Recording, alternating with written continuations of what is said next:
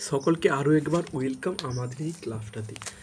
ক্লাসে আজকে থাকছে নবম শ্রেণীর যে জৈবনিক প্রক্রিয়া অর্থাৎ থার্ড চ্যাপ্টারে তার ফার্স্ট পার্টে আমরা আলোচনা করেছি সালোক সংশ্লেষ, শ্বসন, খনিজ পুষ্টি, ভিটামিন ও তারপর রয়েছে বাষ্পমোচন। এইসব টপিক আমরা অলরেডি কভার করে দিয়েছি। আজকের যে দুটা টপিক রয়েছে অর্থাৎ সংবহন আর রেচন, এই সংবহন আর রেচন আজকের ক্লাসে থাকছে। তো সকলকে ওয়েলকাম আমাদের একটা নতুন ক্লাসে। তো শুরু করছি। প্রথম হচ্ছে সংবহন কাকে বলে এবং সংবহনের প্রয়োজনীয়তা কী। যে সুপরিকল্পিত প্রক্রিয়ায় বহুকোষী উন্নত জীবদেহে নির্দিষ্ট পথে তরল মাধ্যমে খাদ্য, অক্সিজেন, CO2, ভিটামিন পরিবাহিত হয় এবং কোষ থেকে বিপাকজাত পদার্থগুলি অপসারিত হয়ে নির্দিষ্ট অঙ্গে প্রেরিত হয়, সেই যে প্রক্রিয়া এটাকেই সংবহন বলে। তাহলে সংবহনের মাধ্যমে কি হচ্ছে, আমাদের প্রয়োজনীয় উপাদান অর্থাৎ ভিটামিন, খনিজ পুষ্টি, অক্সিজেন সেগুলো কি তরল মাধ্যমে এক স্থান থেকে অন্য স্থানে যাচ্ছে এবং কোষে উৎপন্ন যে বিপাকজাত পদার্থগুলি মানে যেগুলো রেচন পদার্থ সেগুলো কি কোষ থেকে বাইরে বেরিয়ে যাচ্ছে। এই সকল পদার্থ যে পথের মাধ্যমে সংঘটিত হয় তাকেই বলা হয় সংবহন বা সার্কুলেশন। এই সংবহনের গুরুত্ব বা প্রয়োজনীয়তা কী রয়েছে না, 1 নম্বর গুরুত্ব রয়েছে পুষ্টিরস প্রতিটি সজীব কোষে পৌঁছে যায়। 2 নম্বর গুরুত্ব রয়েছে প্রতিটি কোষে O2 সরবরাহ করা এবং কোষ থেকে CO2 অপসারিত করা। থার্ড যে পয়েন্টটা রয়েছে হরমোন রক্তে ক্ষরিত হয় এবং সংবহনের মাধ্যমে বাহিত হয়ে নির্দিষ্ট লক্ষ্য অঙ্গে পৌঁছয়। 4 নম্বর যে পয়েন্টটা রয়েছে দেহকোষে উৎপন্ন বিপাকজাত বর্জ্য পদার্থ সমূহকে রেচন অঙ্গে পৌঁছে দেওয়া হচ্ছে সংবহনের গুরুত্ব বা প্রয়োজনীয়তা। তারপরে যে মানবদের যে সংবহনতন্ত্র, এই সংবহনতন্ত্রটা কী কী নিয়ে গঠিত হয়েছে। মানুষের সংবহনতন্ত্র গঠিত হয়েছে রক্ত, হৃৎপিণ্ড এবং রক্তবাহ নিয়ে। এই রক্তবাহ আবার 3 প্রকার। একটা হচ্ছে শিরা, যেটাকে ইংলিশে বলা হয় ভেন, ধমনী বা আর্টারি এবং জালক। এই 3টা পার্ট নিয়ে রক্তবাহ গঠিত। এই রক্তের আবার 2টা ভাগ। একটা হচ্ছে রক্তরস, যেটাকে বলা হয় প্লাজমা, এবং রক্তকণিকা, যেটাকে বলা হয় ব্লাড কর্পাসেল। এই রক্তরসের মধ্যে আবার বিভিন্ন উপাদান রয়েছে। রক্তরসের মধ্যে রয়েছে জল রয়েছে, প্রোটিন রয়েছে, লবণ রয়েছে। এই জলের পরিমাণটা কত MCQ থাকে 90 থেকে 92% হচ্ছে জল থাকে এবং প্রোটিন থাকে কত 7 থেকে 8%। এবং কী কী রক্তের মধ্যে প্রোটিন থাকে, এই প্রোটিনের নামগুলো ভীষণই ইম্পর্টেন্ট। প্রোটিনের মধ্যে রয়েছে অ্যালবুমিন, গ্লোবিউলিন, ফাইব্রিনোজেন, প্রোথ্রম্বিন। এগুলো যখন আমরা রক্ততঞ্চন পড়ব, এই রক্ততঞ্চন প্রক্রিয়া এই ফাইব্রিনোজেন, প্রোথ্রম্বিনের নামগুলো আবার পরবর্তীকালে পাবো। এবং রক্তের মধ্যে উপস্থিত লবণ কী কী রয়েছে, সোডিয়াম লবণ, ক্যালসিয়াম আয়ন আর Fe মানে আয়রন রয়েছে। রক্তকণিকা বা ব্লাড কর্পাসেল 3 প্রকার: লোহিত রক্তকণিকা, শ্বেত রক্তকণিকা, অনুচক্রিকা। লোহিত রক্তকণিকার অপর নাম কি এরিথ্রোসাইট, এটাকে বলা হয় RBC। RBCর পুরো নাম কি রেড ব্লাড কর্পাসেল। শ্বেত রক্তকণিকার অপর নাম হচ্ছে লিউকোসাইট, যেটার নাম কি WBC white blood corpuscle. Third যে পার্টটা রয়েছে অনুচক্রিকা বা প্লেটলেট বা থ্রম্বোসাইট, একই রক্তকণিকার বিভিন্ন রকম নাম। আবার WBC বা শ্বেত রক্তকণিকার 2টা ভাগ। একটা হচ্ছে দানাদার এবং অদানাদার। দানাদারকে বলা হয় গ্রানুলোসাইট এবং অদানাদারকে বলা হয় অ্যাগ্রানুলোসাইট। এই দানাদার বা গ্রানুলোসাইটকে আবার 3 ভাগে ভাগ করা যায়। একটা হচ্ছে নিউট্রোফিল, ইওসিনোফিল, বেসোফিল। সবে ফিল কোথাটা জয়েন্ট আছে, নিউট্রোফিল, ইওসিনোফিল এবং বেসোফিল। আর অদানাদার অংশকে কী বলা হয় অ্যাগ্রানুলোসাইট। কী হবে লিম্ফোসাইট, মনোসাইট, দুটাতেই সাইট যুক্ত করা আছে, লিম্ফোসাইট, মনোসাইট। তারপরে যে কোশ্চেনটা রয়েছে শিরা কাকে বলে। আচ্ছা, শিরা ধমনীটা বলে। শিরা হচ্ছে আমাদের শরীরের উপরে থাকে, ধমনীটা কি শরীরের ভিতরে থাকে। শিরার মধ্য দিয়ে রক্তের বেগ কম হয়, বাট ধমনীর মধ্য দিয়ে রক্তের বেগ বেশি হয়। রক্তের বেগ বেশি থাকার জন্য, রক্তের বেগ বেশি কেন, এর যে গহ্বর মানে ধমনীর গহ্বর খুবই সরু হয় এবং ধমনী প্রাচীর খুবই মোটা হয়। কেন মোটা হয়, যেহেতু রক্তের বেগ বেশি তাই রক্তচাপ বেশি, সেই জন্য যাতে না ফেটে যায় ধমনীর প্রাচীর, এই জন্য কী হয় পুরু হয়। বাট শিরা কী হয়, শিরার মধ্যে রক্তের বেগ কম হয়। রক্তের বেগ কম থাকার জন্য এর প্রাচীর অপেক্ষাকৃত পাতলা হয়, যেহেতু আবার কি এর মধ্যে যে রক্ত আস্তে আস্তে যাচ্ছে, অর্থাৎ এর যে গ্রহর, এই গ্রহরটা খুবই বড় হয়। আর শিরা হচ্ছে সাধারণত CO2 রক্ত পরিবহন করে, কিন্তু ফুসফুসীয় শিরা CO2 রক্ত পরিবহন ফুসফুসীয় শিরা হচ্ছে অক্সিজেন রক্ত পরিবহন করে। ধমনী হচ্ছে অক্সিজেন রক্ত পরিবহন করে, বাট ফুসফুসীয় ধমনী হচ্ছে CO2 রক্ত পরিবহন করে। এইগুলো আমরা আজ বলে দিয়েছি, এবার খাতায় যেগুলো লেখা আছে সেগুলা। যে রক্তবাহ দ্বারা সারা দেহ থেকে CO2 সমৃদ্ধ রক্ত হৃৎপিণ্ডে নিয়ে আসে তাকে শিরা বলে। ব্যতিক্রম কি? ফুসফুসীয় শিরা। ফুসফুসীয় শিরা কী করে? অক্সিজেন রক্ত পরিবহন করে। শিরার বৈশিষ্ট্য কি? শিরার প্রাচীর পাতলা হয়, বড় গহ্বরযুক্ত হয়, যেহেতু এর মধ্য দিয়ে কি রক্তের বেগ কম, তাই বড় গহ্বর হবে, এবং শিরার মধ্যে কপাটিকা থাকায় রক্তের বেগ অনেকটাই কম হয় ধমনীর থেকে। নেক্সট হচ্ছে ধমনী। ধমনী কাকে বলে এবং ধমনীর বৈশিষ্ট্য কী? যে রক্তবাহের মধ্য দিয়ে রক্ত O2 যুক্ত রক্ত হৃৎপিণ্ড থেকে সারা দেহে ছড়িয়ে দেয় সেই রক্তবাহকে বলা হয় ধমনী। ব্যতিক্রম হচ্ছে ফুসফুসীয় ধমনী। ফুসফুসীয় ধমনী কী করে? CO2 রক্ত পরিবহন করে। এই ধমনীর বৈশিষ্ট্য কী? ধমনীর প্রাচীর পুরু হবে এবং ছোট গহ্বরযুক্ত হয়।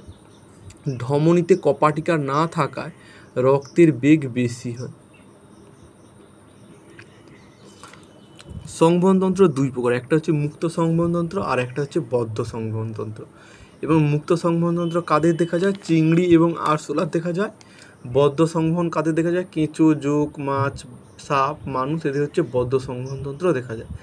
মুক্ত সংবহনতন্ত্র কাকে বলে বোঝানোর জন্য জাস্ট বলছি, অর্থাৎ রক্তটা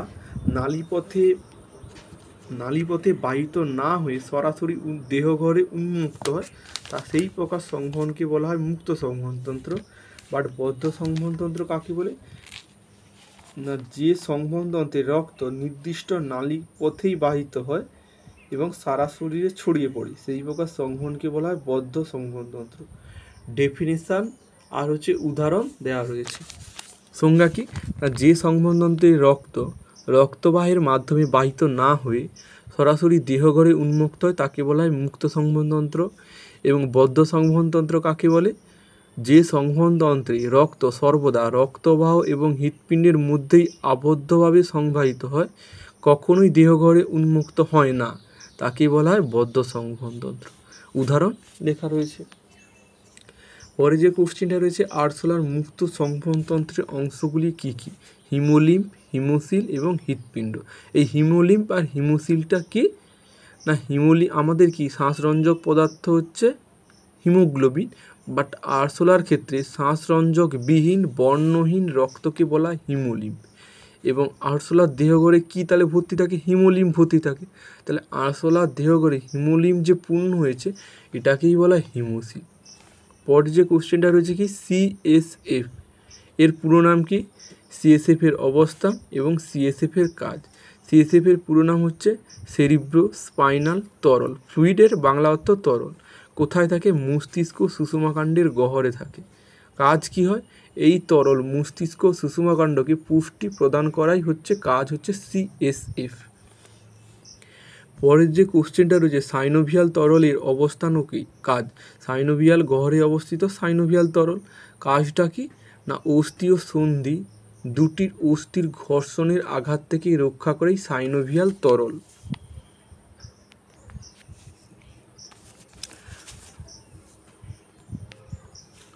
পরের যে কোশ্চেন রয়েছে, রক্তের মধ্যে উপস্থিত প্রোটিনের নাম কি? না, রক্তের মধ্যে উপস্থিত প্রোটিনের নাম হবে অ্যালবুমিন, গ্লোবিউলিন, প্রোথ্রম্বিন এবং ফাইব্রিনোজেন। পরের যে কোশ্চেনটা রয়েছে কি, রক্তরস। রক্তরসের কালারটা কী হবে? না, এটা সংজ্ঞা নয়, রক্তরস কাকে বলে কখনো পরীক্ষায় জিজ্ঞাসা করবেন, বাট রক্তরসের কালার হচ্ছে ঈষৎ হলুদ বর্ণের ক্ষারীয় তরল পদার্থ। ক্ষারীয় কেন? আমরা জানি রক্তের pH এর মান কত? 7.4। 7.4 হওয়ার জন্য রক্তের pH মানে 7.4, এই জন্য রক্ত হচ্ছে ক্ষারীয় প্রকৃতির হয়। এই রক্তের উপাদান কি কি? না, রক্তরস আছে 55% এবং রক্তকণিকা আছে 45%। এই রক্তরসের মধ্যে আবার জল আছে 91% এবং কঠিন পদার্থ আছে 8 থেকে 9%। এই রক্তকণিকা কত পার্সেন্ট থাকে আর রক্তরস বা প্লাজমা সেটা কত পার্সেন্ট থাকে? পরীক্ষায় MCQ এসে থাকে। এবং রক্তকণিকা কয় প্রকার এটা অলরেডি বলে দিয়েছি, WBC, RBC, অনুচক্রিকা বা প্লেটলেট। এই RBC কোথা থেকে উৎপন্ন হয়? না, জন্মের পূর্বে যকৃৎ এবং প্লীহা থেকে উৎপন্ন হয়। বা যকৃতে মানে জন্মের পর মানে কি লাল অস্থিমজ্জা থেকে তৈরি হয়। এবং এই আরবিসির আয়ুকাল কত? 120 দিন। ভীষণ ইম্পর্টেন্ট।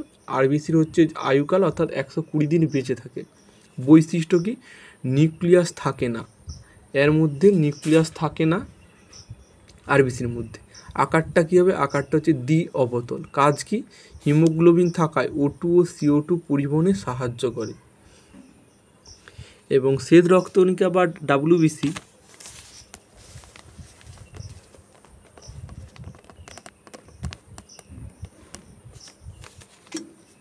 এটা কোথা থেকে উৎপন্ন হয়? অস্থিমজ্জা, প্লীহা ও লসিকা গ্রন্থি থেকে উৎপন্ন হয়। গড় আয়ু কতদিন? 1 থেকে 15 দিন। বাট ডাব্লিউবিসির মধ্যে কি নিউক্লিয়াস থাকে, অর্থাৎ নিউক্লিয়াস যুক্ত হয়। কাজ কি? রোগ জীবাণু ধ্বংস করে, অ্যান্টিবডি উৎপাদনের মাধ্যমে অনাক্রমতা দান করে। অর্থাৎ বাইরে থেকে যদি কোনো রোগ জীবাণু অ্যাটাক করে, তাহলে ওই রোগ জীবাণু যে শরীরের মধ্যে প্রবেশ করার পর যে বিষটা ত্যাগ করে আমাদের শরীরে, তার বিরুদ্ধে যে শ্বেত রক্তকণিকা আর একটা রাসায়নিক পদার্থ দিয়ে তৈরি করছে, সেটাকেই বলা হয় অ্যান্টিবডি। এই অ্যান্টিবডি পরবর্তীকালে কী হয়? আমাদের রোগ জীবাণুর সঙ্গে লড়তে করার ক্ষমতা জন্মায়। যেহেতু রোগ জীবাণুর সঙ্গে লড়তে করার ক্ষমতা দেয়, এটাকেই বলা হয় অনাক্রমতা। থার্ড যে রক্তকণিকা রয়েছে অনুচক্রিকা বা প্লেটলেট, এটা কোথা থেকে উৎপন্ন হয়? অস্থিমজ্জার মেগা ক্যারিওসাইট কোষ থেকে তৈরি হয় অনুচক্রিকা। এর গড় আয়ু কত? 3 থেকে 5 দিন। এবং বৈশিষ্ট্য কি? নিউক্লিয়াস বিহীন হয়। কাজ কি? রক্ততঞ্চনে সাহায্য করে, অর্থাৎ কেটে যাওয়া জায়গা থেকে রক্তপাত বন্ধ করে এই অনুচক্রিকা বা প্লেটলেট। এখানে ইম্পর্টেন্ট কোশ্চেন হচ্ছে 120 দিন যে গড় আয়ু এই লোহিত রক্তকণিকা, এটা ভীষণ ইম্পর্টেন্ট। তারগুলো অতটা ইম্পর্টেন্ট 1 থেকে 15 দিন বা 3 থেকে 5 দিন। বাট লোহিত রক্তকণিকার গড় আয়ু যে 120 দিন, এটা ভীষণই ইম্পর্টেন্ট। পরের যে কোশ্চেনটা রয়েছে কি? রক্ততঞ্চন কাকে বলে? রক্ততঞ্চন কাকে বলে? না, যে প্রক্রিয়ায় দেহের ক্ষতস্থান থেকে নির্গত রক্ত 2 থেকে 3 মিনিট সময়ের মধ্যে অর্ধকঠিন জেলির মতো পদার্থে পরিণত হয়, তাকে বলা হয় রক্ততঞ্চন। এই রক্ততঞ্চন হতে কত সময় লাগে? 2 থেকে 3 মিনিট। খুবই ইম্পর্টেন্ট। এবং রক্ততঞ্চনের উপাদান কী কী? প্লাজমা প্রোটিন কী কী থাকে? প্রথমিন, ফাইব্রিনোজেন। খনিজ পদার্থ কে সাহায্য করে? ক্যালসিয়াম। ভিটামিন, কোন ভিটামিন সাহায্য করে? Vitamin K. এবং রক্তকণিকার নাম কি? অনুচক্রিকা। এগুলো হচ্ছে শর্ট কোশ্চেন আসার মতো কোশ্চেন। তারপর রয়েছে ব্লাড গ্রুপ। আমাদের মানব শরীরে 4 প্রকার ব্লাড গ্রুপ রয়েছে: এ, বি, এবি এবং ও। এই 4 প্রকার রক্ত ব্লাড গ্রুপ রয়েছে। এই এবিও ব্লাড গ্রুপ, অর্থাৎ এবি ও, এই যে 4 প্রকার ব্লাড গ্রুপ আবিষ্কার করেন কে? কার্ল ল্যান্ডস্টেনার। তাহলে রক্তর ব্লাড গ্রুপ কয় প্রকার? এবি এবং ও। আচ্ছা, আর এবিকে কি বলা হয়? এবিকে বলা হয় সার্বিকগ্রাহিতা, অর্থাৎ সমস্ত মানুষদের কাছ থেকে, মানে সমস্ত ব্লাড থেকে গ্রহণ করতে পারে এবি। অর্থাৎ এবি ব্লাড যার, সে সকল মানুষের কাছ থেকে গ্রহণ করতে পারবে, বাট সকলকে দিতে পারবে। কিন্তু যে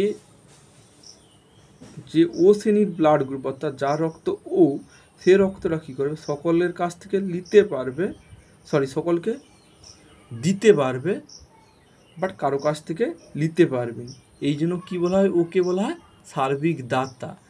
আর এবিকে কি বলা হয়? সার্বিক গ্রাহিতা, মানে সকলের কাছ থেকে নিতে পারবে, বাট সকলকে দিতে পারবেন। এই জন্য এবি ব্লাডকে বলা হয় সার্বিক গ্রাহিতা।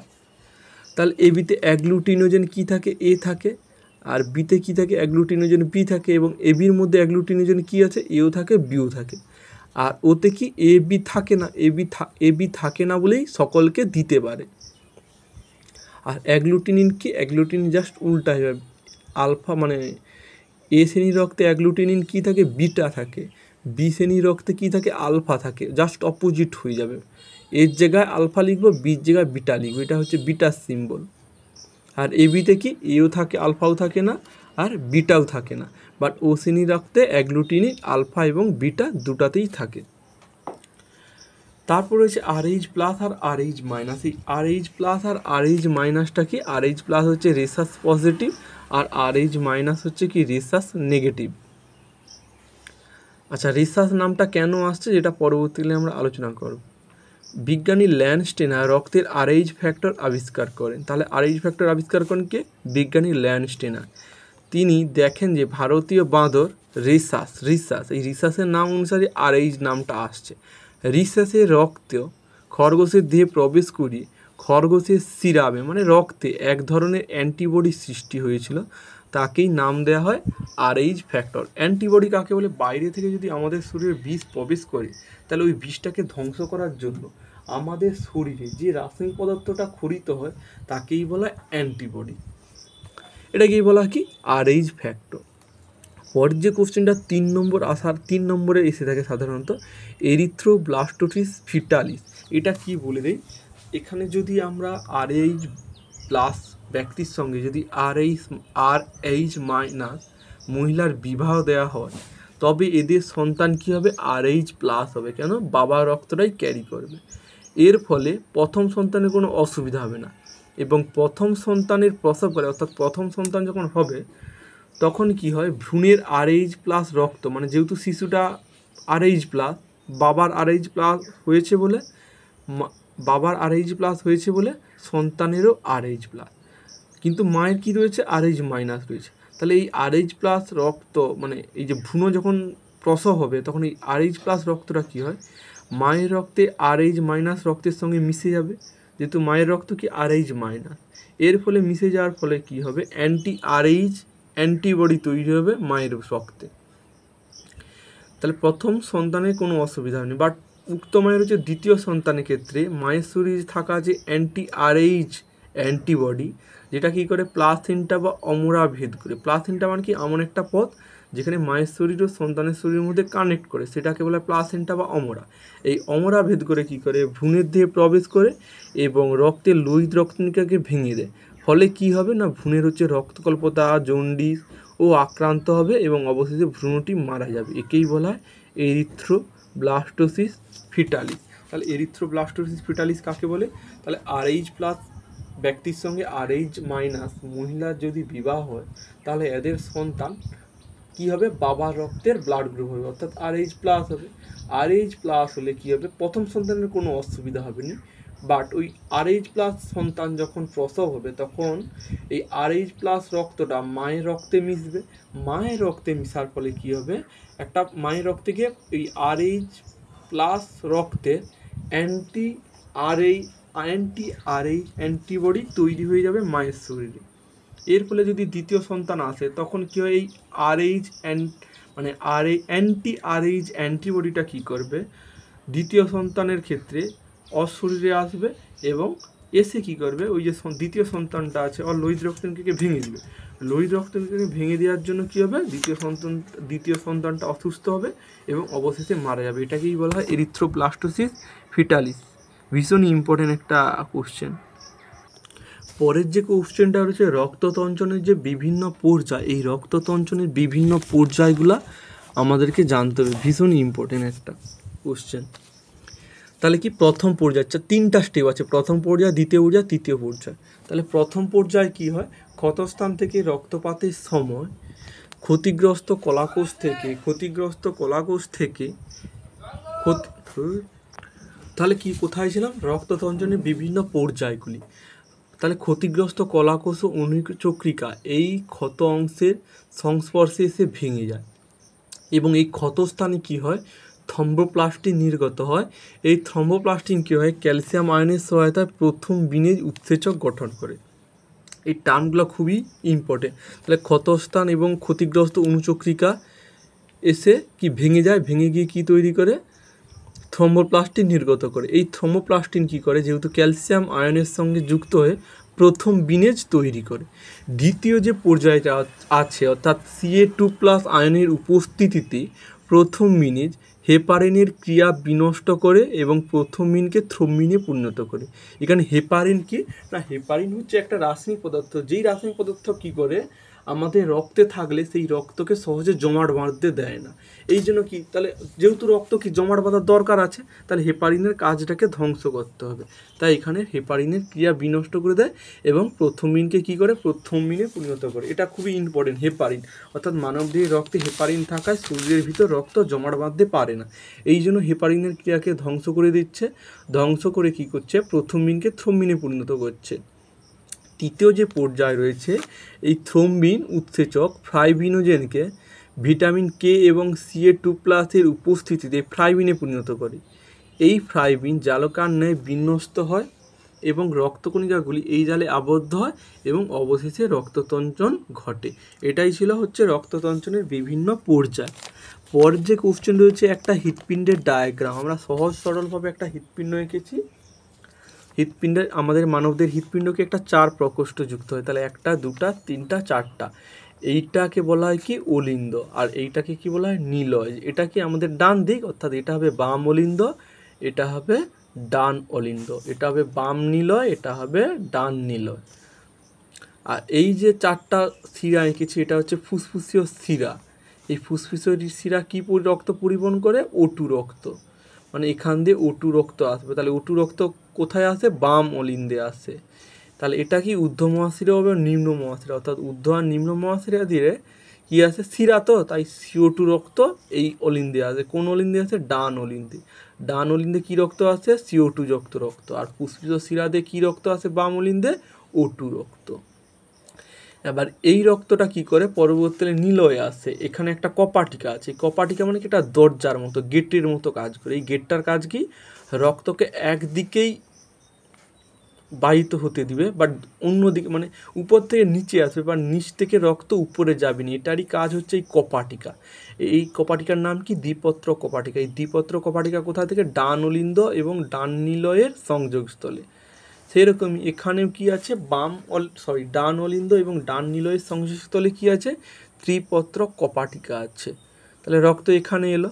এবার কি? রক্ত আসার পর এটা গেট বন্ধ করে দেবে। এরপরে রক্ত কি হয়? এখান দিয়ে এসে এই পথে গিয়ে সারা শরীরে ফুসফুসে যাবে। আর এখান দিয়ে যে O2 রক্তটা এইখান থেকে এখানে এলো, অর্থাৎ অলিন্দ থেকে নিলয় থেকে এই পথ বরাবর সারা শরীরে ছড়িয়ে যাবে, অর্থাৎ মহাধমনী হয়ে ছড়িয়ে পড়বে। আর এইখানে একটা কপাটিকা আছে, এখানেও আছে, এখানেও আছে। এইগুলাকে বলে অর্ধচন্দ্রাকৃতি কপাটিকা।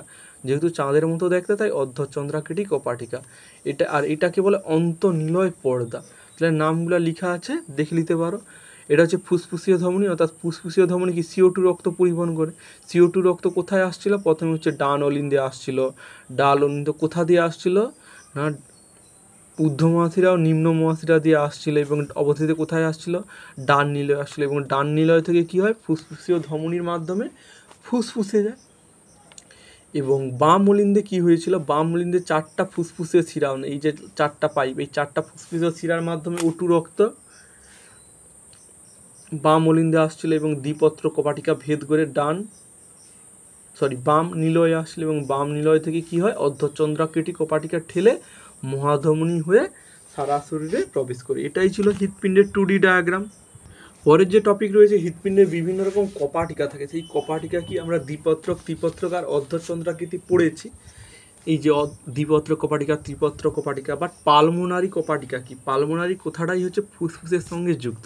এই পালমোনারি কপাটিকাটা কোথায় থেকে? ডান নিলয় ও ফুসফুসীয় ধমনীর সংযোগস্থলে আছে। এবং অ্যাওয়ার্টিক কপাটিকা, অ্যাওয়ার্টিক কথাটার অর্থ হলো কি? মহাধমনী সঙ্গে যুক্ত। অ্যাওয়ার্টিক মানে কি? অ্যাওয়ার্ডটা। মহাধমনী হচ্ছে ইংলিশ অর্থ হলো অ্যাওয়ার্ডটা। তাই এই অ্যাওয়ার্টিক কপাটিকা কোথায় আছে? বাম নিলয় ও মহাধমনীর সংযোগস্থলে। একটু ছবিটা দেখলে বোঝা যায়। তাহলে পালমোনারি কোথায় আছে? ডান নিলয় পালমোনারি, অর্থাৎ ডান নিলয় এবং ফুসফুসীয় ধমনীর সংযোগস্থলে আছে। আর অ্যাওয়ার্টিক কোথায় আছে? না বাম নিলয় ও মহাধমনীর সংযোগস্থলে আছে, অর্থাৎ নিলয় কোথাটা আসবে। তারপর হচ্ছে থিবেসিয়ান কপাটিকা। থিবেসিয়ান কপাটিকা কোথায় থাকে? এটা হচ্ছে ডায়াগ্রামের মাধ্যমে বোঝানো কখনোই সম্ভব নয়, যেহেতু 2D একটা ছবি। থিবেসিয়ান কপাটিকা কোথায় থেকে? করোনারি সাইনাস ও ডান অলিন্দের সংযোগস্থলে হচ্ছে থিবেসিয়ান কপাটিকা থাকে। এছাড়াও ইউস্টেচিয়ান কপাটিকা কোথায় থেকে? নিম্ন মহাশিরা ও ডান অলিন্দের সংযোগস্থলে রয়েছে ইউস্টেচিয়ান কপাটিকা। এই কপাটিকাগুলোর অবস্থান আমাদেরকে জানতে চাওয়া হয়। পরের যে কোশ্চেনটা রয়েছে, এসএ নোড বা সাইনো অ্যাট্রিয়াল নোড কাকে বলে? এসএ নোড কোথায় থাকে? না ছবিটার সঙ্গে ম্যাচ খাইয়ে পড়বে সকলে। কোথায় রয়েছে? না ডান অলিন্দে, অর্থাৎ যে স্থানে ঊর্ধ্ব মহাশিরা প্রবেশ করে সেখানেই রয়েছে এসএ নোড। এই এসএ নোডকে কী বলা হয়? পেসমেকার বলা হয়, কারণ এটি প্রতি মিনিটে 70 থেকে 80 বার হৃদস্পন্দন তৈরি করে। এই কারণে যদি বলে পেসমেকার কাকে বলে, এসএ নোডকে বলা হয়। এসএ নোডের অবস্থান কোথায় না ডান অলিন্দের মানে হৃৎপিণ্ডের ডান অলিন্দের অর্থাৎ যে স্থানে ঊর্ধ্ব মহাশিরা প্রবেশ করে সেখানেই রয়েছে এসএ নোড, যেটার পুরো নাম কি সাইনো অ্যাট্রিয়াল নোড। পরে রয়েছে এভি নোড অর্থাৎ অ্যাট্রিও ভেন্ট্রিকুলার নোড। এটা কোথায় রয়েছে ডান অলিন্দের পিছন দিকে অর্থাৎ অন্তর্নিলয় প্রাচীরের কাছে যে অংশে করোনারি সাইনাস উন্মুক্ত হয় সেইখানে রয়েছে এভি নোড। এগুলো মুখস্থ করতে, হ্যাঁ। এভি নোড প্রতি মিনিটে 40 থেকে 60 বার হৃদস্পন্দনের আবেগ সৃষ্টি করে। সেটা কতবার করেছিল 70 থেকে 80 বার, বাট এটা 40 থেকে 60 বার হৃদস্পন্দনের আবেগ সৃষ্টি করে যদি কোনো কারণে এসে পর্বের ক্রিয়া বাধাপ্রাপ্ত হয়। মানে যদি এসে এর ক্রিয়া বাধাপ্রাপ্ত হয় তাহলে এভিটা কী করে হৃদস্পন্দন তৈরি করবে। পরের যে কোশ্চেনটা রয়েছে কাকে হৃৎপিণ্ডের সংরক্ষিত ছন্দ নিয়ামক বলা হয়, এভি নোডকেই বলা হয় ছন্দ নিয়ামক। পরের যে টপিকটা রয়েছে হৃৎপিণ্ডের মধ্য দিয়ে রক্ত সংবাহিত হয় কিভাবে, জাস্ট আমি বুঝিয়ে দিচ্ছি, লেখাটা খাতায় আছে, খাতা দেখে পড়ে নিতে পারো। হৃৎপিণ্ডের মধ্য দিয়ে রক্ত সংবহন এটা জানার জন্য সিস্টোল আর ডায়াস্টোল কথাটা জানতে হবে। সিস্টোল কাকে বলে, হৃৎপিণ্ডের সংকোচনকে বলা হয় সিস্টোল, অর্থাৎ অলিন্দ দুই অলিন্দ কী হয় নিচের দিকে মানে এইরকমই আছে, এটা হচ্ছে এইরকম যদি হয়ে যায় এটাকে বলে সংকোচন বা সিস্টোল। ডায়াস্টোল কাকে বলে, হৃৎপিণ্ডের প্রসারণ মানে রক্ত জাস্ট হৃৎপিণ্ডটা এইরকম হবে, ছোট ছিল বড় হয়ে যাবে, এটাকে বলা হয় ডায়াস্টোল।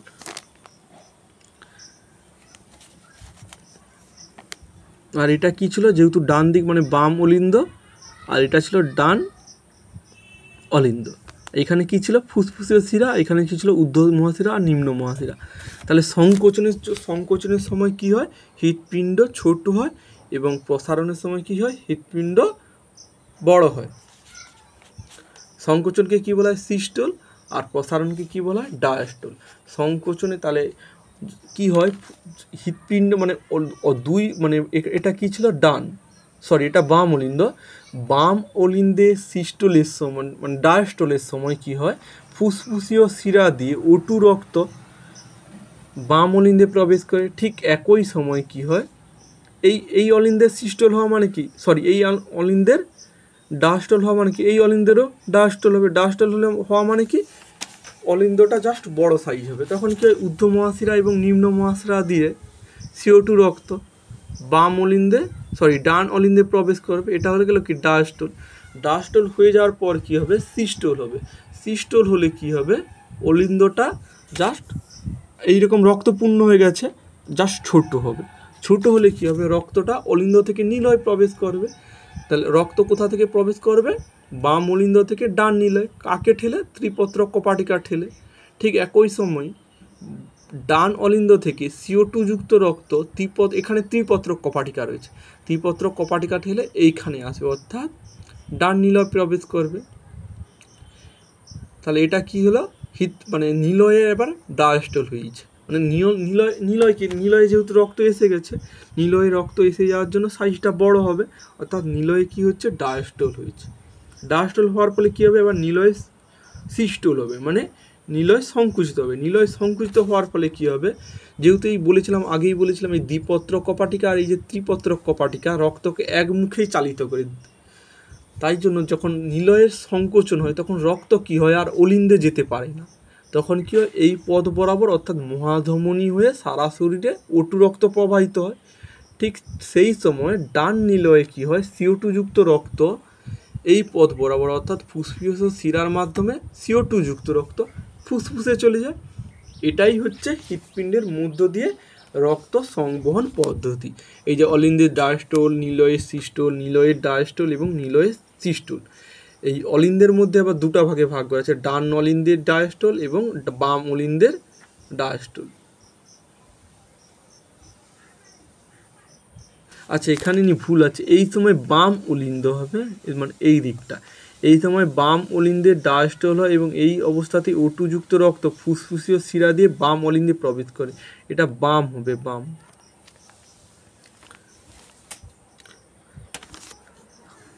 এই যে লেখা রয়েছে এগুলা চাইলেই পড়ে নিতে পারো, আর পড়ছি না এখানে। পরের যে টপিক রয়েছে রেচন পদার্থ, অর্থাৎ আমাদের দিয়ে যে দূষিত পদার্থগুলো উৎপন্ন হচ্ছে সেগুলোকেই এক কথায় বলা হয় রেচন। এই রেচনের সংজ্ঞা কাকে বলে, রেচন কাকে বলে না, যে জৈবনিক প্রক্রিয়ায় সজীব কোষে উৎপন্ন বিপাকজাত দূষিত পদার্থগুলিকে দেহকোষে অদ্রাব্য কেলাস বা কলয়েড রূপে সঞ্চিত থাকে, এটা হচ্ছে উদ্ভিদের ক্ষেত্রে, বা বিশেষ অঙ্গের সাহায্যে দেহ থেকে নির্গত করে, এটা মেনলি প্রাণীদের ক্ষেত্রে দেখা যায়, এবং দেহকে কী করছে সুস্থ এবং স্বাভাবিক রাখে, তাকেই আমরা রেচন বলবো। তাহলে রেচনের সঙ্গে আমরা উদ্ভিদের রেচন এবং প্রাণীদের রেচন দুটাই আলোচনা করছি। উদ্ভিদের ক্ষেত্রে কী হয়, রেচন পদার্থগুলা কলয়েড হিসাবে সঞ্চিত থাকে, বাট প্রাণীদের ক্ষেত্রে রেচন পদার্থগুলো ক্ষতিকর হওয়ায় দেহের মধ্যে বেশিক্ষণ জমা রাখতে পারিনি, তাই কী হয় নির্দিষ্ট রেচন অঙ্গের মাধ্যমে বাইরে বেরিয়ে যায়, এটাকেই বলা হয় রেচন। এই রেচনের গুরুত্ব কী না, দেহকে সুস্থ স্বাভাবিক রাখা, অর্থাৎ জীবদেহে প্রতিনিয়ত বিপাক ক্রিয়ায় উৎপন্ন দূষিত পদার্থগুলিকে রেচনের মাধ্যমে দেহ থেকে অপসারিত করায় দেহ সুস্থ ও স্বাভাবিক থাকে। 2 নম্বর পয়েন্ট হচ্ছে জলসাম্য রক্ষা করা। রেচনের মাধ্যমে জীবদেহ থেকে জল নির্গত করে এবং দেহে জলসাম্য বজায় থাকে। অর্থনীতি কী হয় না, উদ্ভিদের যে সকল রেশন পদার্থ আছে অর্থাৎ রজন, রবার, গোঁদ, উপকার, যেগুলো মানব কল্যাণে সহায়তা করে। আসছি আমরা আলোচনা করব রজন কী করে, রবার কী করে, গোঁদ কী করে। গোঁদ আমি বলে দিচ্ছি, গোঁদ হচ্ছে আঠা তৈরিতে ব্যবহার হয়, আর রবার হচ্ছে কি টায়ার শিল্পে ব্যবহৃত হয়, আর রজনটা কি শাল গাছের যে রজনটা পাওয়া যায় সেটা হচ্ছে পূজা পার্বণে ধূনা প্রস্তুতিতে ব্যবহৃত হয়। এইগুলা কি সবই উদ্ভিদের রেচন পদার্থ, এইগুলা হচ্ছে গুরুত্ব প্রচুর রয়েছে। তাহলে উদ্ভিদের রেচন পড়ব প্রথমে, তারপর পড়ব প্রাণীদের রেচন। উদ্ভিদের রেচনের বৈশিষ্ট্য কিনা, উদ্ভিদের রেচন পদার্থগুলো কম ক্ষতিকারক, তাই কলয়েড হিসাবে দেহে জমা থাকে। তারপর প্রাণীদের ক্ষেত্রে যেমন রেচন পদার্থ প্রচুর উৎপন্ন হয়, বাট উদ্ভিদের ক্ষেত্রে কী হয় রেচন পদার্থ কম উৎপন্ন হয়। প্রাণীদের ক্ষেত্রে রেচন পদার্থ দূর করার জন্য নির্দিষ্ট অঙ্গ রয়েছে, বাট উদ্ভিদের ক্ষেত্রে নির্দিষ্ট কোনো রেচন অঙ্গ নেই। তারা কী করে তাদের দেহে উৎপন্ন রেচন পদার্থগুলি পাতা, ফল, ছাল এদের মধ্যে জমা রাখে, এবং পাতা, ফল, ছাল এগুলা খসিয়ে দেওয়া বা ঝরিয়ে দেওয়ার মাধ্যমে তারা রেচন পদার্থও দূর করে। এই পয়েন্টগুলাই এখানে আছে, পড়ে নিতে পারো। তারপর রয়েছে উদ্ভিদের রেচন পদার্থকে 2 ভাগে ভাগ করা হয়, একটা হচ্ছে কি নাইট্রোজেনবিহীন রেচন পদার্থ, আর একটা হচ্ছে নাইট্রোজেনযুক্ত রেচন পদার্থ। নাইট্রোজেনবিহীন রেচন পদার্থ কী হবে, গোঁদ হবে, রজন হবে, তরুক্ষীর হবে, ট্যানিন হবে। অপরদিকে নাইট্রোজেনযুক্ত কী হবে, কুইনাইন, ডাটোরিন, নিকোটিন, রেসারপিন। মনে রাখা টিক্স এটাই, কুইনাইন, ডাটোরিন, নিকোটিন, রেসারপিন এগুলো সবই হচ্ছে ঔষধ তৈরিতে ব্যবহৃত। তাহলে ঔষধ তৈরিতে ব্যবহৃত হয় মানে কি নাইট্রোজেনযুক্ত। অপরদিকে গোঁদ, রজন, তরুক্ষীর, ট্যানিন এদের মধ্যে একটাও কেউ ওষুধ তৈরিতে ব্যবহৃত হয়নি, তাহলে সেইগুলো হবে নাইট্রোজেনবিহীন রেচন পদার্থ। পরের যে কোশ্চেনটা রয়েছে, উদ্ভিদের কার্বনযুক্ত রেচন পদার্থের নাম লেখো। একমাত্র উপাদান হচ্ছে ট্যানিন, যার মধ্যে কি কার্বন পাওয়া যায়, তাহলে এটা খুবই ইম্পর্টেন্ট কোশ্চেন। প্রাণীদের রেচন পদার্থগুলির নাম কী কী না, প্রাণীদের রেচন পদার্থের নাম হবে ইউরিয়া, যেটা মানুষের ক্ষেত্রে রেচন পদার্থ, অ্যামোনিয়া জলচর প্রাণীর রেচন পদার্থ, এবং ইউরিক অ্যাসিড যেটা হচ্ছে পাখিদের রেচন পদার্থের নাম ইউরিক অ্যাসিড। এইগুলো খুবই ইম্পর্টেন্ট। পরে রয়েছে কি তরুক্ষীর। এই তরুক্ষীর বাংলা অর্থ কি ল্যাটেক্স। আমরা যদি গাছের কাণ্ডকে কোনো একটা অস্ত্র দিয়ে আঘাত করি, দেখবো যে ওখান দিয়ে সাদা লিকুইড পদার্থ নির্গত হচ্ছে, এটাকেই বলা হয় ল্যাটেক্স। তাহলে কোন কোন গাছের কাণ্ডকে আঘাত করলে সাদা লিকুইড পদার্থ বের হয় পড়ি, সেগুলো কী হবে, বট, আকন্দ, পেঁপে, কাঁঠাল ইত্যাদি উদ্ভিদের ক্ষীরনালীতে বা ক্ষীরকোষে এই তরুক্ষীর জমা থাকে। এর গুরুত্ব কী, এই জন্য পেঁপেতে যে উপস্থিত তরুক্ষী সেটার নাম হচ্ছে প্যাপাইন, যা কী হয় প্রোটিন পরিপাকে সাহায্য করে, খুবই ইম্পর্টেন্ট। প্রোটিন পরিপাকে সাহায্য করে কে, পেঁপেতে উপস্থিত প্যাপাইন, খুবই ইম্পর্টেন্ট।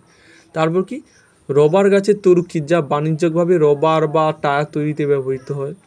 পরের যে কোশ্চেনটা হচ্ছে গোঁদ। গোঁদের কালার কী হয়, যদি উদ্ভিদটাকে আমরা আঘাত করি এদের কালারটা একটু ব্রাউনিশ কালার হয়, অর্থাৎ বাদামি বর্ণের হয়, সেটাই হচ্ছে গোঁদ, যেটাকে বলা হয় গাম। এটা কোথা থেকে পাওয়া যায়, আম, সজিনা, শিরীষ, আমড়া, বাবলা থেকে পাওয়া যায়। এর গুরুত্ব কি, মেনলি হচ্ছে আঠা তৈরিতে ব্যবহৃত হয়, আর কি বই বাঁধাই বা কাঠ শিল্পে ব্যবহৃত হয়। তাছাড়া দেওয়ালে চুন করার সময় গোঁদ ব্যবহৃত হয়। দেওয়ালে চুন করার সময় কেন, দেওয়ালে যদি আমরা চুন লেপে দিই কিছুদিন পর কী হয়, চুনগুলো দেওয়াল থেকে খুলে খুলে পড়ে যাবে, আর ওই চুনের সঙ্গে যদি আমরা গোঁদ বা আঠা মিশিয়ে দিই তাহলে দেওয়ালের সঙ্গে শক্তভাবে আটকে থাকবে।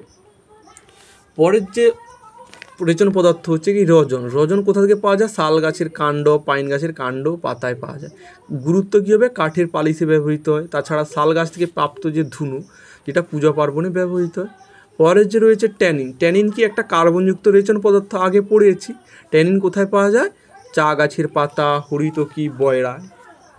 ব্যবহার কি হবে না চামড়াকে পাকা করতে, অর্থাৎ নরম চামড়াকে শক্ত করতে ব্যবহৃত হয় ট্যানিং। এছাড়াও কি কালীয় ঔষধ প্রস্তুতে ব্যবহৃত হয়। পরের যে কোশ্চেনটা রয়েছে উপক্ষার, এই উপক্ষার কি কি quinine, nicotine, daturine, reserpine, caffeine, morphine সবই হচ্ছে ঔষধ তৈরিতে ব্যবহৃত হয়, পড়বো সেইগুলা। তাহলে কুইনাইন কোথা থেকে পাওয়া যায়, সিনকোনা গাছের ছাল থেকে। নিকোটিন কোথায় পাওয়া যায়, তামাক গাছের পাতা থেকে। ডাটুরিন কোথায় পাওয়া যায় না ধুতরা গাছের পাতা থেকে। রেসারপিন কোথায় পাওয়া যায়, সর্পগন্ধা গাছের মূল থেকে।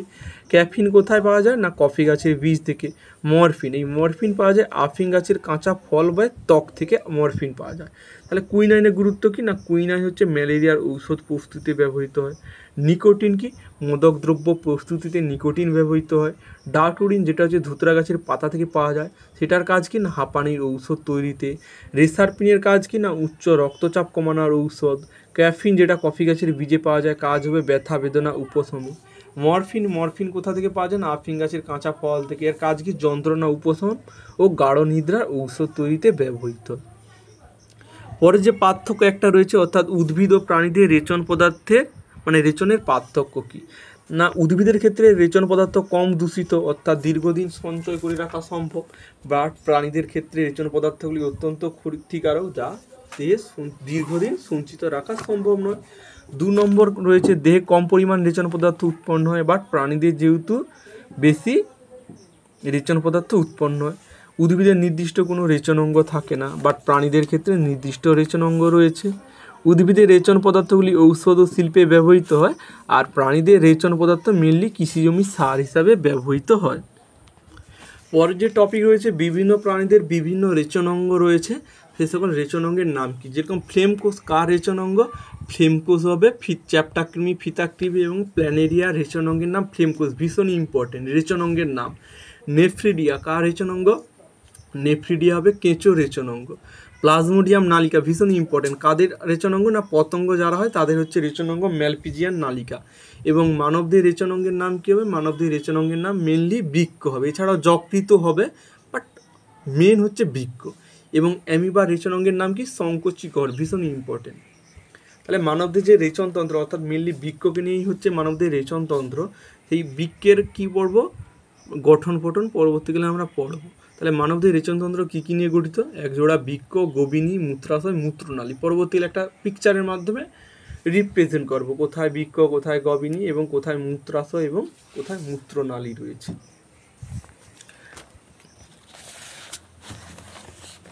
আচ্ছা, এই ছবির হচ্ছে এটা হচ্ছে বৃক্ক, একজোড়া বৃক্ক অর্থাৎ 2টা বৃক্ক রয়েছে এবং বৃক্ক থেকে একটা নালী উৎপন্ন হয়ে একটা থলিতে উন্মুক্ত হয়। এই নালী দুটার নাম হচ্ছে গবিনী, এবং যেই থলিতে এসে মিশছে সেটাকে বলা হয় মূত্রাশয়। এবং মূত্রাশয়ে মূত্রটা কী হয় সাময়িকভাবে সঞ্চিত থাকে এবং মূত্রনালীর মাধ্যমে ইউরিনটা বাইরে বেরিয়ে যায়। এটাই হচ্ছে একটা বৃক্কের ছবি।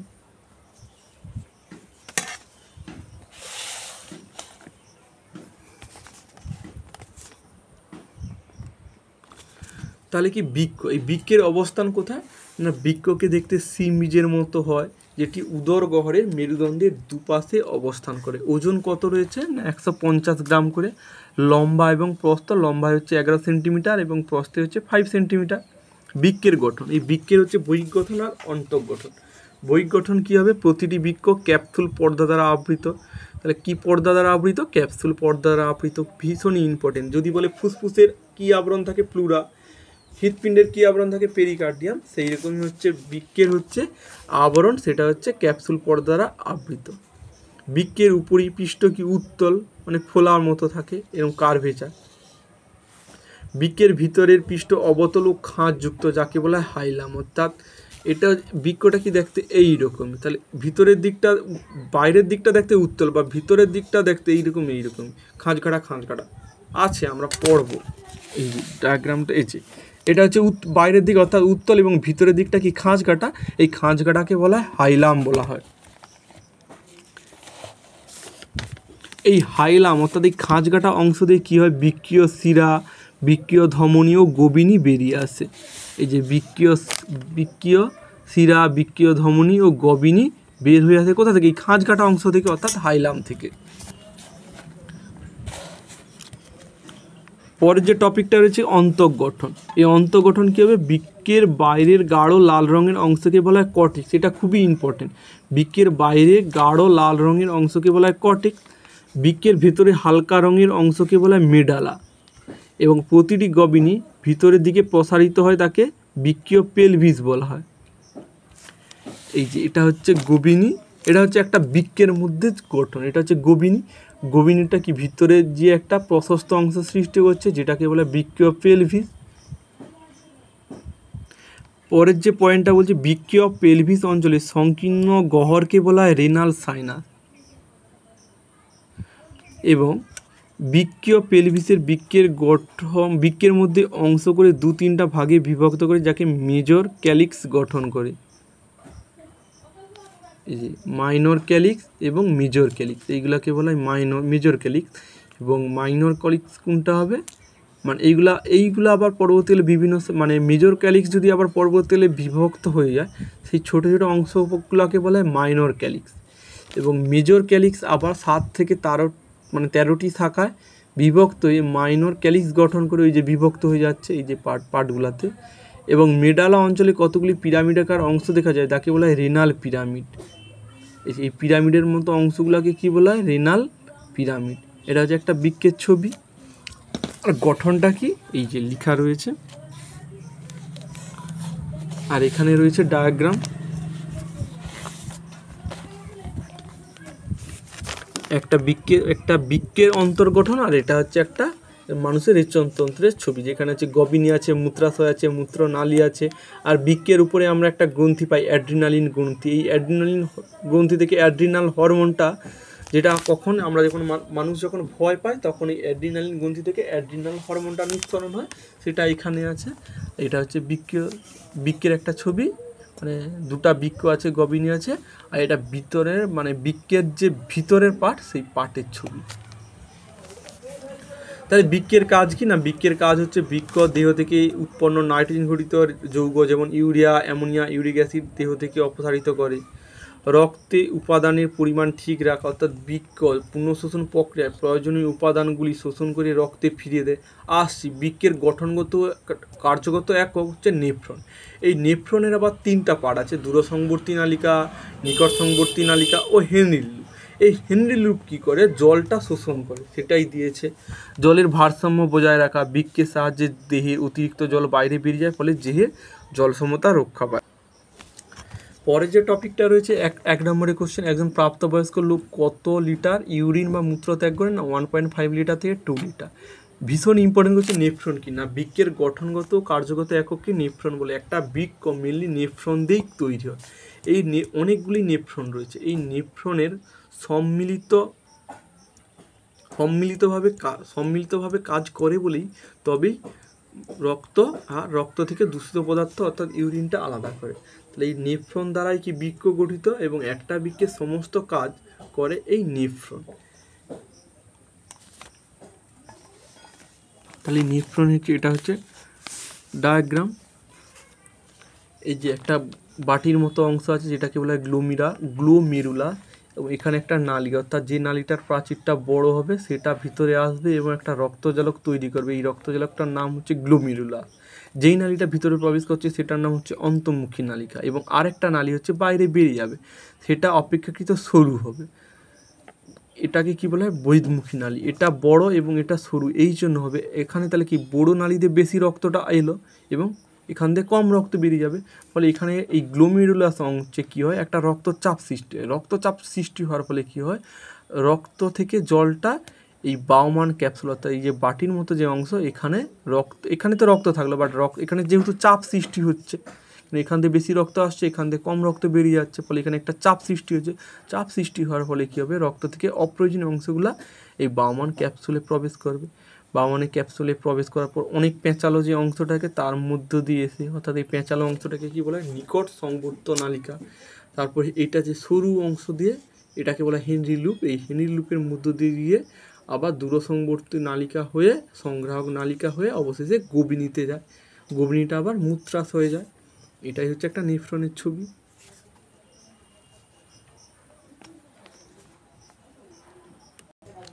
নেফ্রনের তাহলে গঠন বর্ণনা দাও। নেফ্রনের প্রধান অংশগুলো কী কী হবে? ম্যালপিজিয়ান কর্পাসল বা ম্যালপিজিয়ান কণিকা, বৃক্কীয় নালিকা, সংগ্রহ নালিকা। ম্যালপিজিয়ান কর্পাসলের দুটি অংশ, একটা হচ্ছে বাউমান ক্যাপসুল এবং গ্লোমেরুলা। বাউমান ক্যাপসুল কাকে বলে? নেফ্রনের সামনের দিকে ফানেল সদৃশ্য ফিত ও বর্ধ প্রান্ত বিশিষ্ট একটি গ্লোমেরুলাসকে যা কাপের মতো আবৃত রাখে। এর দুটি স্তর, একটা হচ্ছে ভিসেরাল স্তর এবং বাইরের স্তরটাকে বলে প্যারাইটাল স্তর। বাউমান ক্যাপসুল মানে এই যে বাটির মতো অংশ, এই যে এটাকে বলে বাউমান ক্যাপসুল। আর এই রক্তজলক যে তৈরি হচ্ছে এটাকে বলে গ্লোমেরুলাস।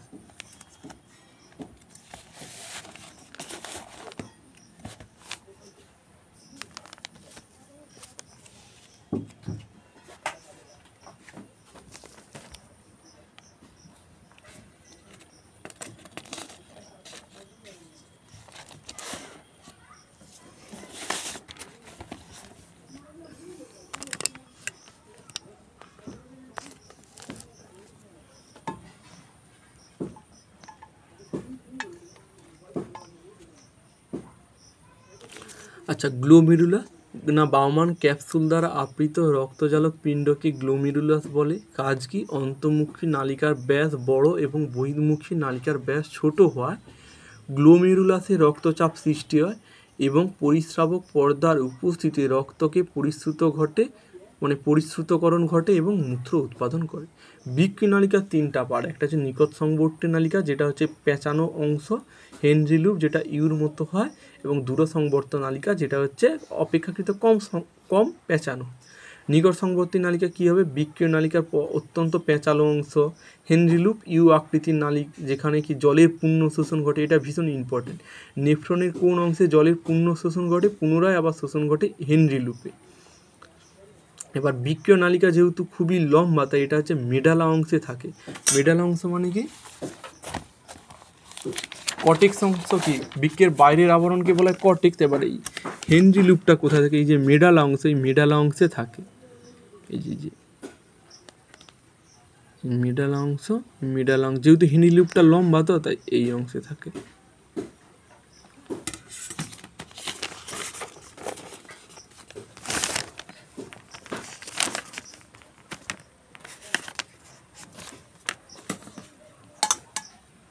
দূরসংবর্তী নালিকা, এটা বৃত্তীয় নালিকার অপেক্ষাকৃত কম পেঁচানো অংশ। সংগ্রহ নালিকা, দূরসংবর্তী বা দূরসংবর্ত নালিকার শেষ প্রান্তে এই অংশ থাকে। এটা বিভিন্ন নেফ্রন থেকে আসা সংগ্রহ নালিকা পরস্পর যুক্ত হয়ে কি বেলিনিডি নালী গঠন করে, যা কী করে? মূত্র সংগ্রহ করে গভীরনীতে প্রেরণ করে। পরের যে কোশ্চেনটা রয়েছে, প্রতি মিনিটে বৃক্ক কত পরিমাণ রক্তকে পরিশ্রুত করে? না 125 মিলিমিটার রক্ত পরিশ্রুত করে। পরের যে কোশ্চেনটা রয়েছে, বহুমূত্র বা ডায়াবেটিস ইনসিপিডাস কি? ADH অর্থাৎ অ্যান্টি ডাইউরেটিক হরমোনের অভাবে জলের পূর্ণ বিশোষণ হয় না, ফলে ঘন ঘন মূত্র ত্যাগ হয়। এটাকেই বলা হয় বহুমূত্র বা ডায়াবেটিস ইনসিপিডাস। এই হরমোনটার নাম ভীষণ important, ADH anti diuretic hormone full form. আর এই হরমোনটা জন্য হচ্ছে বহুমূত্র রোগটা হয়। পরের যে কোশ্চেনটা, বৃক্ক হচ্ছে মানবদের মেন রেচনাঙ্গ, বাট তার পাশাপাশি আরও অনেক রেচনাঙ্গ আছে। সেই রকম কী হবে? যকৃৎ, ফুসফুস আর ত্বক কী করে? আমাদের যে ঘাম, সেই ঘামটাকে যেহেতু দূর করছে শরীর থেকে, তাই ত্বকও একটা রেচন অঙ্গ। যেহেতু যকৃৎ একটা কি মানবদের হচ্ছে রেচন অঙ্গ, তাই যকৃতের মাধ্যমে কী হয়? হিমোগ্লোবিন বিশিষ্ট হয় এবং বিলিরুবিন ও বিলিভার্ডিন প্রভৃতি রেচন পদার্থ সৃষ্টি করে। এই বিলিরুবিন আর বিলিভার্ডিনের জন্যই হচ্ছে ইউরিনের রং হালকা ইয়েলোস কালার হয়। আর যকৃৎ কি হয়? অর্নিথিন চক্রের মাধ্যমে অ্যামোনিয়া থেকে ইউরিয়া তৈরি হয়। কোশ্চেন এভাবেই আসবে, অর্নিথিন চক্র কোথায় হয়? অর্নিথিন চক্র হচ্ছে যকৃতে সংঘটিত হয়, যেটার কাজ কি? অ্যামোনিয়া থেকে ইউরিয়া প্রস্তুতিতে সাহায্য করে। পরের যে কোশ্চেনটা রয়েছে, শেষ কোশ্চেন, সিবেসিয়াস গ্রন্থির অবস্থান কোথায়? সিবেসিয়াস গ্রন্থির অবস্থান হচ্ছে ত্বক। এই যে থার্ড চ্যাপ্টার অর্থাৎ জৈবনিক প্রক্রিয়া, এটাই হচ্ছে সেকেন্ড পার্ট, যেটা হচ্ছে আমাদের কমপ্লিট হলো।